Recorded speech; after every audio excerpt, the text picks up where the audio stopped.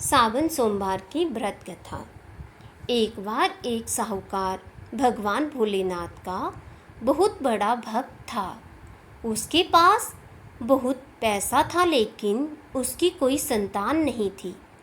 वो हर रोज़ भोलेनाथ की पूजा अर्चना करता और शिवजी के समक्ष रोज़ दीपक भी जलाता। साहूकार की केवल यही इच्छा थी कि उसके घर संतान हो। साहूकार की भक्ति देखकर माँ पार्वती ने भोलेनाथ को कहा, आपका ये भक्त दुखी है, आपको इसकी इच्छा पूरी करनी चाहिए। भोलेनाथ ने माँ पार्वती को बताया, इसके पास पुत्र नहीं है और यही इसका दुख है। माँ पार्वती के कहने पर भोलेनाथ ने माँ पार्वती को बताया कि साहूकार के भाग्य में पुत्र योग नहीं है। अगर साहूकार को पुत्र का वरदान मिल भी गया तो उसका पुत्र केवल 12 वर्ष तक ही जीवित रहेगा। साहूकार ये सभी बातें सुन रहा था। साहूकार को ना खुशी हुई ना गम। वो पहले की तरह पूजा पाठ करता रहा। एक दिन उसकी पत्नी ने एक बालक को जन्म दिया। उसके परिवार में जश्न का माहौल था, लेकिन साहूकार पहले की तरह ना खुश था ना दुखी। 11 साल की उम्र में साहूकार ने अपने बालक को उसके मामा के साथ शिक्षा ग्रहण करने के लिए काशी भेज दिया। साहूकार ने अपने साले को बोला, रास्ते में ब्राह्मण को भोज भी करा दें।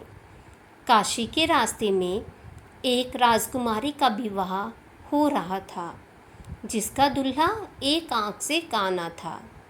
तो उसके पिता ने जब अति सुंदर साहूकार के बेटे को देखा तो उसके मन में आया कि क्यों ना इसे ही घोड़ी पर बिठाकर शादी के सारे कार्य संपन्न करा लिए जाएं।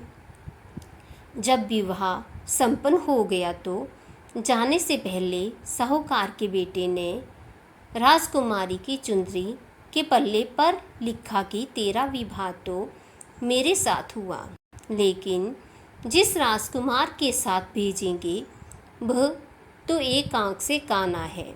इसके बाद साहूकार का बेटा काशी पहुंच गया। राजकुमारी काने के साथ विदा नहीं हुई। एक दिन काशी में यज्ञ के दौरान भांजा बहुत देर तक बाहर नहीं आया तो मामा ने अंदर जाकर देखा तो भांजे के प्राण निकल चुके थे। मामा ने रोना पीटना मचाया।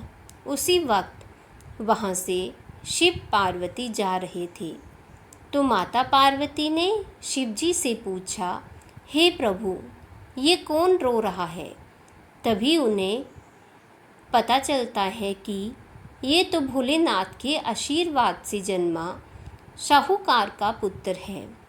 तब माता पार्वती ने कहा, स्वामी, इसे जीवित कर दें, अन्यथा रोते रोते इसके माता पिता के प्राण निकल जाएंगे।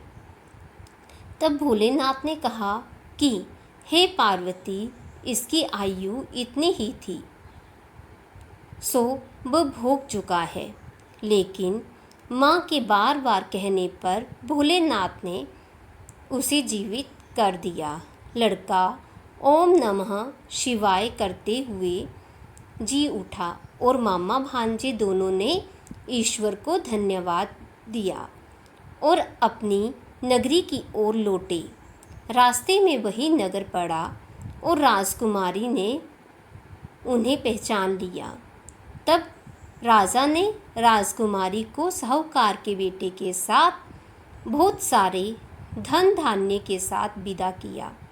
इसके बाद वो अपने गांव पहुँचे, जहाँ साहूकार अपने बेटे और बहू को देखकर बहुत खुश हुआ।